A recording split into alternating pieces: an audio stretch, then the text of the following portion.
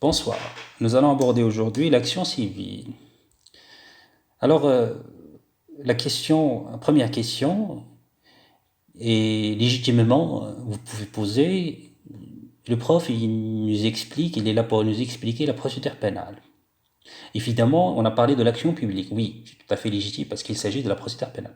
Pourquoi? Le prof aujourd'hui, il va nous parler de l'action civile et on est dans le pénal. Bah, écoutez, on n'est pas loin et on est dans le sujet parce que l'infraction, rassurez-vous, il peut avoir, et ça c'est automatique nécessairement, un trouble à l'ordre public, on est bien d'accord, on a vu ça avec l'action publique, qui vise étant essentiellement à la répression de l'atteinte portée à la société, mais aussi une action publique, une infraction, pardon, il peut entraîner un préjudice, et la personne qui l'a éprouvé a le droit de demander une réparation. Tout ça, normalement, ça va vous étonner. Mais ce qui est logique, c'est que la victime d'une infraction qui a subi un dommage, elle a le droit de demander réparation de son préjudice, pas uniquement, c'est-à-dire il a le droit de le faire, pas uniquement devant le tribunal civil, qui est la voie ordinaire, mais aussi il peut demander réparation de son préjudice devant la juridiction répressive. Et la juridiction répressive, sa mission principale, c'est de statuer sur l'action publique.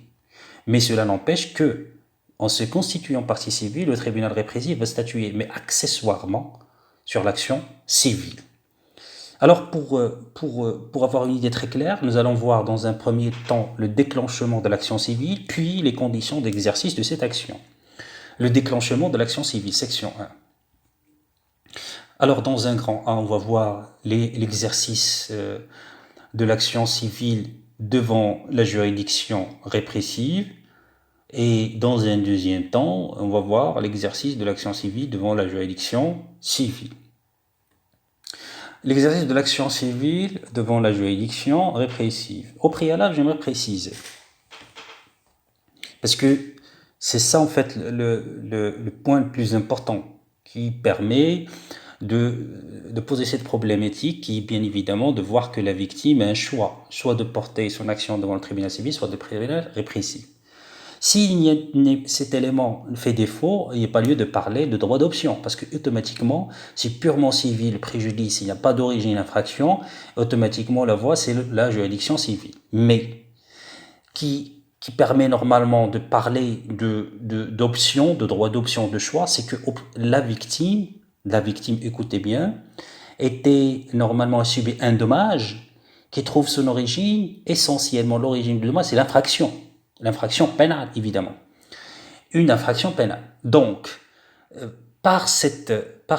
normalement, par hypothèse, une fois que la victime a subi une infraction pénale, il a le droit de participer au procès pénal et cela se fait de deux manières. Soit en joignant cette action à l'action publique exercée par le ministère public en se constituant partie civile par intervention, soit en mettant elle-même l'action publique en mouvement par une constitution de partie civile devant le juge d'instruction.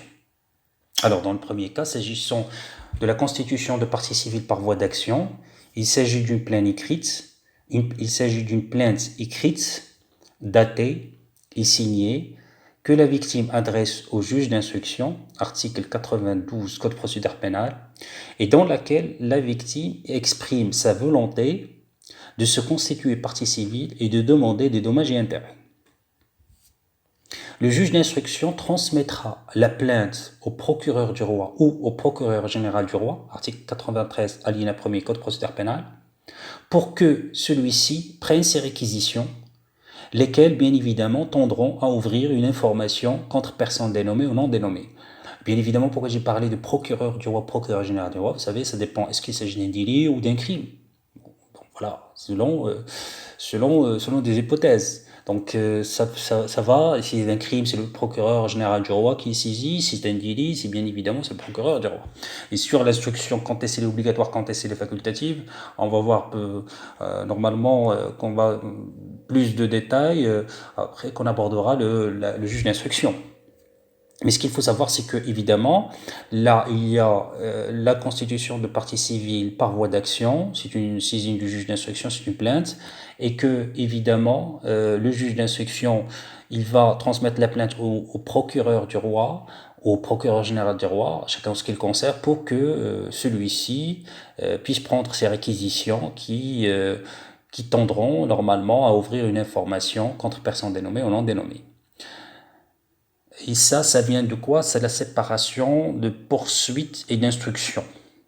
Donc, il y a la saisine automatique du ministère public. Toutefois, pour que la constitution soit recevable, il faut que la partie civile dépose au greffe de la juridiction une somme d'argent nécessaire pour les frais de la procédure, à moins bien évidemment qu'il n'a obtenu l'aide juridictionnelle. Alors, quels sont les effets de la constitution de partie civile? La constitution de partie civile a pour conséquence, d'une part, de faire de la victime une partie au procès pénal, et d'autre part, de déclencher l'action publique. Alors, la constitution de partie civile mettra en mouvement l'action publique. Donc, la conséquence, c'est que, évidemment, le tribunal répressif ou la juridiction répressive soit saisie à la fois de l'action civile et de l'action publique. Mais aussi, les conséquences de la constitution de partie civile, c'est que la victime va avoir le statut de partie au procès pénal.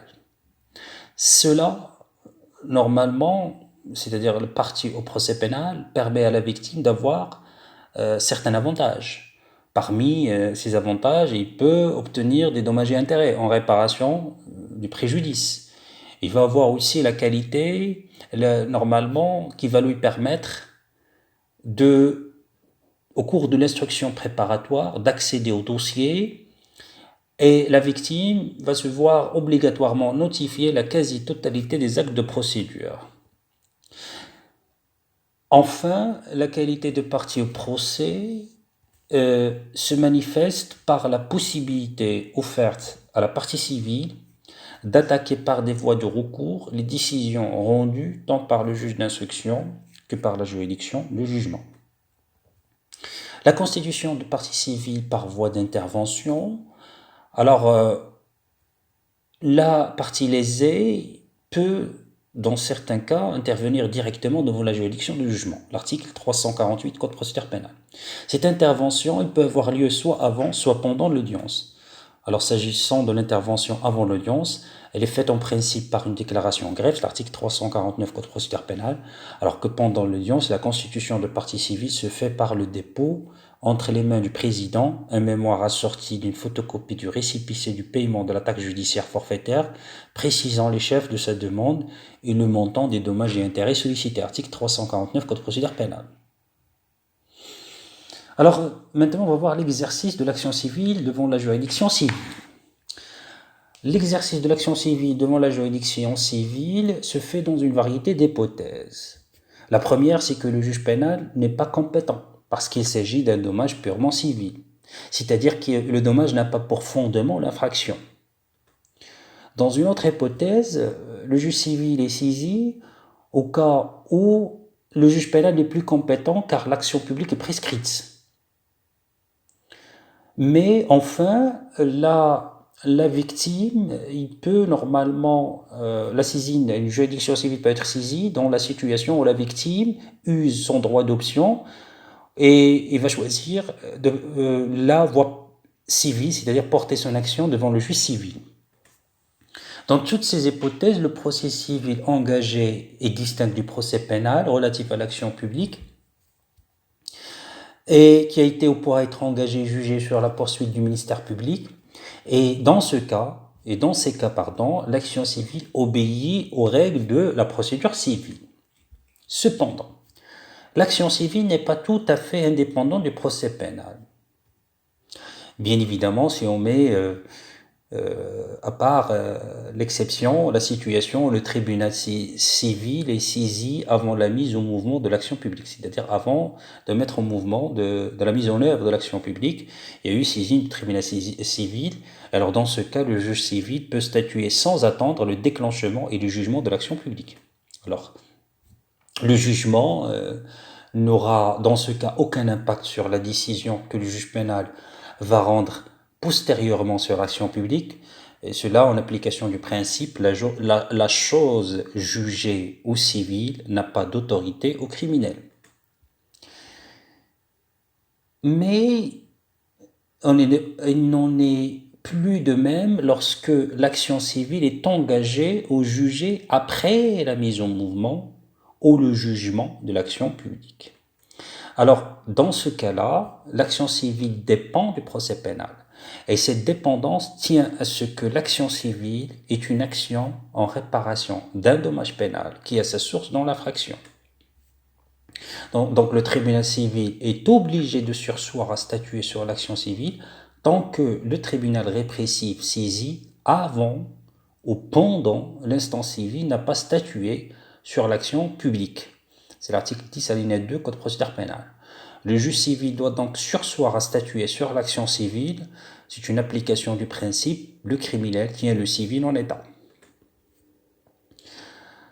Dans d'autres hypothèses, le tribunal civil statue après le jugement qui a été rendu par le juge pénal sur l'action publique.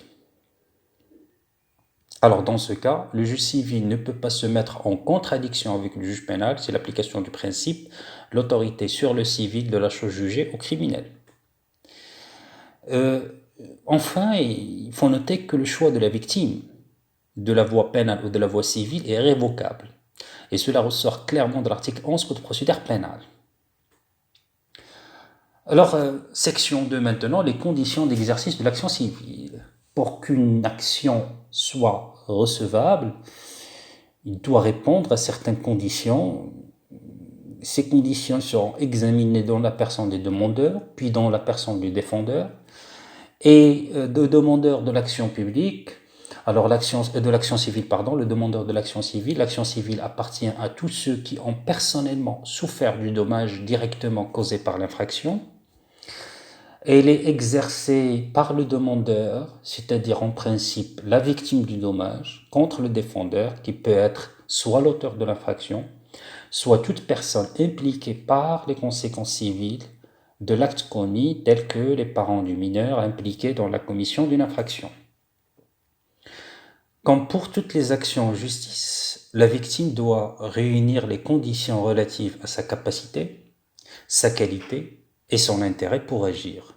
Alors, s'agissant de l'intérêt à agir, comme en matière civile, l'action civile en matière pénale n'est recevable que si le demandeur, personne physique, a effectivement subi un préjudice du fait de l'infraction et si ce préjudice est actuel, personnel et direct.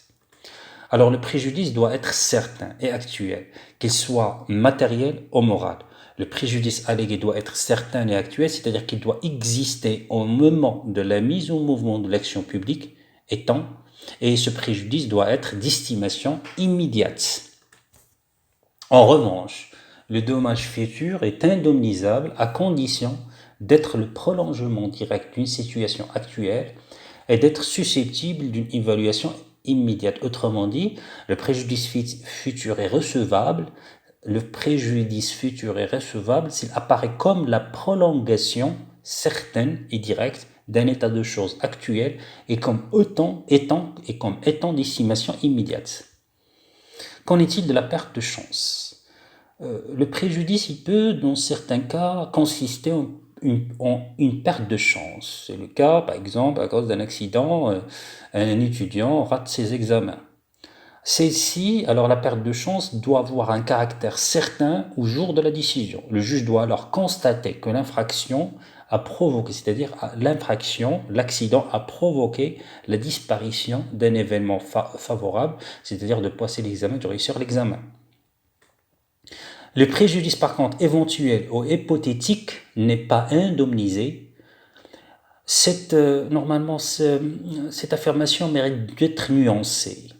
Car l'action civile exercée très tôt dans la procédure, au stade de l'instruction préparatoire, alors l'existence d'un préjudice certain n'est pas requise tant qu'il est difficile à ce stade d'évaluer la réalité du préjudice. S'agissant maintenant du préjudice personnel, au terme de l'article 7 du Code de procédure pénale, l'action civile susceptible d'être portée devant un tribunal répressif au civil n'appartient qu'à celui qui a été personnellement lésé, c'est-à-dire qui a éprouvé du fait de l'infraction une atteinte personnelle à son intégrité physique, à son patrimoine, à son honneur ou à son affection, car le préjudice peut être purement moral, voire être un préjudice d'agrément.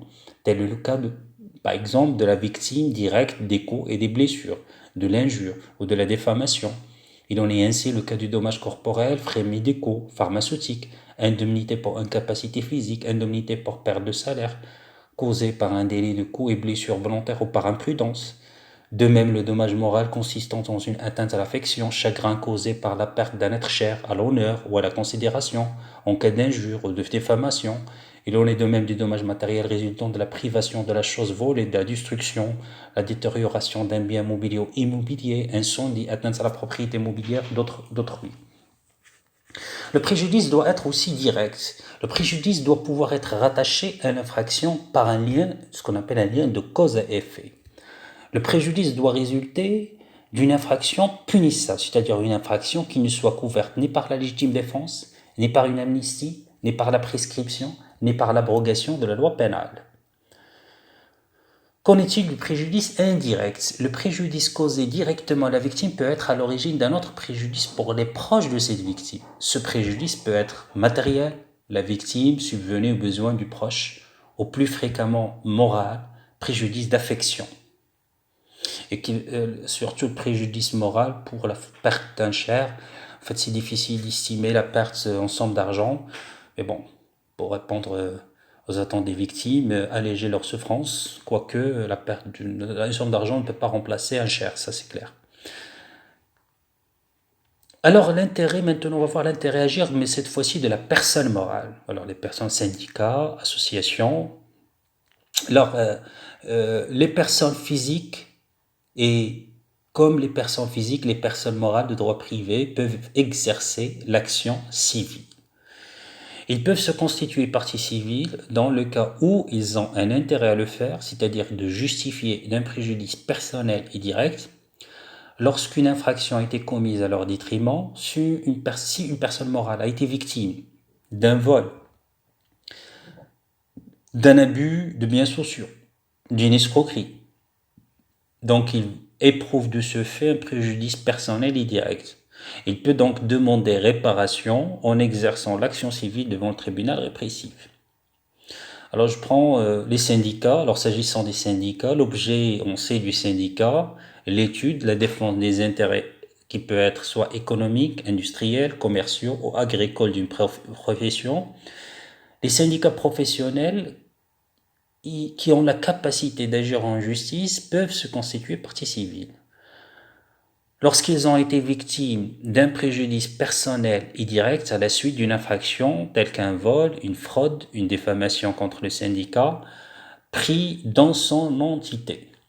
Les syndicats professionnels peuvent, comme les simples particuliers, lésés par ces infractions. Ils peuvent donc porter leur action soit devant le tribunal civil, soit devant le tribunal répressif, toutes les fois que l'infraction a porté atteinte à l'intérêt collectif de la profession qu'ils représentent, même indirectement. S'agissant des ordres professionnels, par exemple ordre des avocats, ordre des médecins, ordre des experts comptables, ils sont des organismes dont l'institution est prévue par la loi et auxquels les membres sont obligatoirement affiliés et sont chargés, ces ordres, d'assurer la dignité de la profession. Ils peuvent ainsi infliger des sanctions disciplinaires. Ils ont également mission de faire respecter par les tiers les intérêts de la profession qu'ils représentent et de représenter les professions auprès des pouvoirs publics. Et comme les syndicats, les ordres professionnels ont la faculté de se constituer partie civile ou d'user du droit de la citation directe devant les tribunaux répressifs pour défendre les intérêts de leur profession. Mais il faut une condition à respecter. Il faut que le préjudice atteigne directement ou indirectement l'ordre professionnel. Je prends comme exemple l'ordre des avocats. Il peut se constituer partie civile en cas d'exercice illicite des activités de consultation en matière juridique ou de port illégal du costume d'avocat. Alors concernant les associations, l'article 7 alinéa 2 Code de procédure pénale, les associations d'utilité publique créées depuis au moins 4 ans avant la date des faits ont le droit d'agir en justice. Ils peuvent donc se constituer partie civile. Cette constitution se présente sous une physionomie un peu particulière, car la plupart du temps, les associations exercent l'action civile à propos de faits qui portent atteinte aux intérêts collectifs qu'elles défendent, par exemple la lutte contre la violence à l'égard des femmes, les intérêts des consommateurs, la défense de l'environnement. La possibilité offerte aux associations d'exercer l'action civile est liée principalement à la mise en mouvement de l'action publique par le ministère public ou par la partie civile, à la condition d'établir que le préjudice dont elle se plaint est un préjudice personnel et direct et que son représentant soit habilité à agir. Alors le tiers subrogé, c'est celui qui a payé à la victime la réparation du dommage et se trouve alors subrogé dans ses droits. Et l'assureur qui a versé un assuré contre le vol ou l'incendie, l'indemnité d'assurance prévue par le contrat est subrogée dans les droits et actions de l'assuré contre les tiers qui, par leurs faits, ont causé le dommage ayant donné lieu à responsabilité. Et juste pour finir, dernier point, c'est l'extinction de l'action civile peut s'éteindre par la chose jugée, par la prescription, pas aussi par la transaction entre la victime et l'auteur de l'infraction.